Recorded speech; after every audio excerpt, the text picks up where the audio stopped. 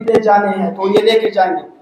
लेकिन transparency international बेचारे ने क्या किया, 13 मई को अगला लेटर, ये उसका अगला लेटर है कि भाईजान गलती करे, रुक जाओ भाईजान को रिजेंडम करो, भाईजान को रिजेंडम करो, भाईजान ये गलतियां हो रही है। फिर से वो सुप्रीम कोर्ट के जजमेंट का हवाला दिया जाए काजी फैजी साहब कि भाई अवाम का पैसा है, अवाम को पता होना चाहिए कहाँ खर्च हो रहा है, कैसे खर्च हो रहा है, कौन खर्च कर रहा है, किस लिए खर्च कर रहा है, ये पता तो होना चाहिए लोगों को। लेकिन डीजी साहब बदमस्त घोड़े की तरह इसमें कहीं पे भी रुकने को तैयार नहीं। अब जरा आपको कुछ इंपॉर्टेंट बातें आपके अंडरस्टैंडिंग के लिए बताना चाहता हूँ कि इसमें यह सारा तमाशा हुआ कैसे और इसमें इरेगुलरिटीज क्या हुई। पहले बताया 14 नवंबर को नेगोशिएट टेंडरिंग होती है, गलत हुआ। नेगोशिएट का कोई नहीं बनता, कोई इमरजेंसी नहीं थी, फिर भी इन्होंने किया लेकिन इमरजेंसी में सामान पहुंचाना चाहिए था, नहीं पहुंचाया। फिर सामान आना चाहिए था, पेमेंट नहीं होना चाहिए था, सामान का इंस्पेक्शन होता, सामान का क्लियरेंस होता, उसके बाद पैसे का पेमेंट होता। एडवांस पेमेंट सिर्फ कंस्ट्रक्शन के काम में 15% मोबिलाइजेशन कीमत में, एडवांस मोबिलाइजेशन कीमत में कंस्ट्रक्शन के काम में अलाउड है। बाकी मशीनरी में, इक्विपमेंट में, मेडिसिन में, किसी भी चीज में एडवांस पेमेंट अलाउड नहीं। पहले इंस्पेक्शन होगी चीजें वही है कि नहीं है, क्या बायोमेडिकल इंजीनियर जो बैठे हुए हैं, बायोमेडिकल इंजीनियर जो स्पेसिफिकेशंस दिए सामान वही है कि नहीं है, आया रेट्स वही है कि नहीं है। अभी अगर आप एक 80 लाख का मशीन 20 करोड़ में खरीदते हो तो आप बताओ पैसा किसका? मेरा और आपका, इस अवाम का है, बलूचिस्तान के लोगों का पैसा है। तो अगर आप एक 9 लाख का डेंटल का चेयर 90 लाख में जाके खरीदते हो तो ये पैसा किसका है भाई? अवाम का है, बलूचिस्तान के अवाम का है। ये इनके बाप दादा की जागीर नहीं है। तो जो ये 14 नवंबर को जो टेंडर होता है उसमें बेसिकली 3 जगह शामिल है, the new trauma centre, Sandeman provincial hospital and Bolan medical complex hospital.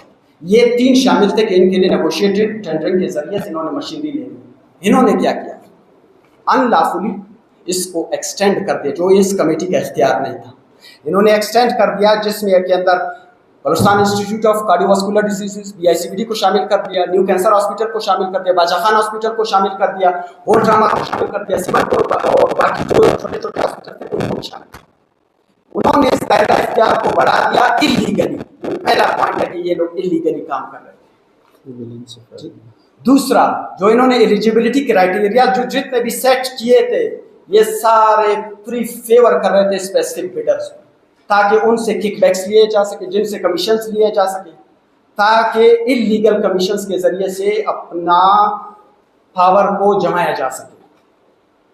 उसके अलावा ये जितना भी सामान खरीदा गया ये डबल ट्रिपल उससे भी ज्यादा रेट पे खरीदा गया।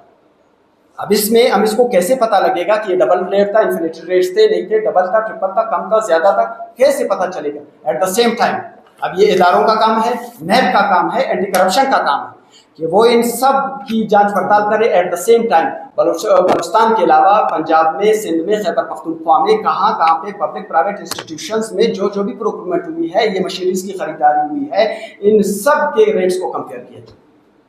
तो अगर ये दूध के धुले हुए हैं करके आवाम के सामने दिखा दे, हमें शर्मिंदा करे, हमें आप लोग जुर्माना करो, हमारे खिलाफ जो भी सजा करते हो कर लो। अगर ये मुजरिम है तो इनको अब इन ओहदों पे नहीं बैठने देना चाहिए और इनको इनके ओहदों से फारिग करके इनके खिलाफ इंक्वायरी होनी चाहिए। क्योंकि फिर मैं आपको बताऊंगा कि किस तरह पिछले अखबार में डीजी साहब ने अपने खिलाफ होने वाली इंक्वायरी को दबाया हुआ है और उसको मंजर-ए-आम पे आने नहीं दे रहा है और उसके ऊपर इन्फ्लुएंस हो रहा है अपने इस ओहदे की वजह से। और यही ये सेक्रेटरी करेगा, यही ये मिनिस्टर करेगा। तो लिहाजा हाई लेवल जुडिशियल इंक्वायरी होनी चाहिए और इन सबको इनके ओहदों से फारिग कर दिया जाए और इनको सलाखों के पीछे होना चाहिए। ये जो the tender was not published on the BPEPRA website, ये अलग एक कहानी है कि इन्होंने इलेक्ट्रॉनिक प्लेटफॉर्म्स पे जो किया ये भी इनका, और जो इमरजेंसी क्लास है उसकी खिलाफ वर्जी हो गया। BPEPRA में के साइट पे नहीं है, वो खिलाफ वर्जी हो गई। आगे चलते हैं, आगे क्या खिलाफ वर्जी हुई है? जो बिडिंग डॉक्यूमेंट्स थे they were never ever available online. Online कोई भी बिडिंग डॉक्यूमेंट्स नहीं थी यारों की। उससे अगली बात, जो भी मल्टीनेशनल कंपनीज जब काम पे बिड करते हैं तो उसके अंदर एस्टिमेटेड कॉस्ट को देखते हैं। आप BPEPRA के साइट पे जाके दे सकते हैं, मैं दावे से कहता हूं किसी में भी एस्टिमेटेड कॉस्ट शो नहीं किया। ये एक अलग करप्शन की कहानी है। कि एस्टिमेटेड कॉस्ट को शो ना करना, उसकी क्या वो है।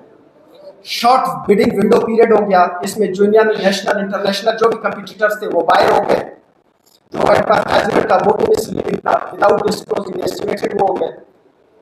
इसके अलावा जो है ना क्या हुआ कि बहुत ज़्यादा प्राइसेस थे जिसमें लीगल कमीशन हो गए। अब क्या इन्होंने कहानी कर दी, अब पैसे पेमेंट करना है, जून कर ही गए। लीगल तरीका ये है कि आप जून से पहले मंगवा लेते, उनके सारे इंस्पेक्शन करते, फिर उन लोगों को पेमेंट करते, इसमें किसी बात अल्लाह खैर सल्ला। इन्होंने क्या किया, जून से पहले फ्रीज करने का सोचा कि भाई फ्रीज नहीं कर। दूसरा तरीका ये था कानूनी कि आप फ्रीज करते, सरेंडर ना करते, अगले उसमें आके बजट में जुलाई में अगस्त में उनको पेमेंट करते और अपना सामान रिसीव कर लेते, उसकी इंस्पेक्शन करते, फिर पेमेंट करते।